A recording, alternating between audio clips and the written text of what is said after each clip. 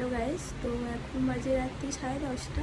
তো আজকের ব্লগটা এখান থেকেই শুরু করছি। তো দিল্লিতে এতটাই গরম পড়েছে, তো তাই আজকে করেছি জল দিয়া ভাত। তো চলো কি করেছি তোমাদের সাথে শেয়ার করি। তো চলো।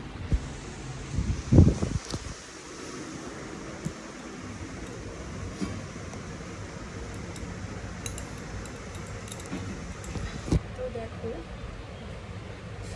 তো জল দিয়া ভাত করেছি আর করেছি আলু ভাতে মাখো, তার জন্য লঙ্কা তেল মেখে রেখেছি, পোড়া ভাজা করেছি আর আলু সেদ্ধ করে রেখেছি। আর তোমাদের দাদা ভাই তো আসবে অনেক রাত্রিতে, তো তখন ও আসলে তখন ডিম ভাজা করবো, তারপর আমাদের রাত্রি খাওয়া দাওয়া হবে। তো আজকে এগুলোই করেছি। তো আজকের ব্লগটা এখানেই শেষ করছি। Bye bye.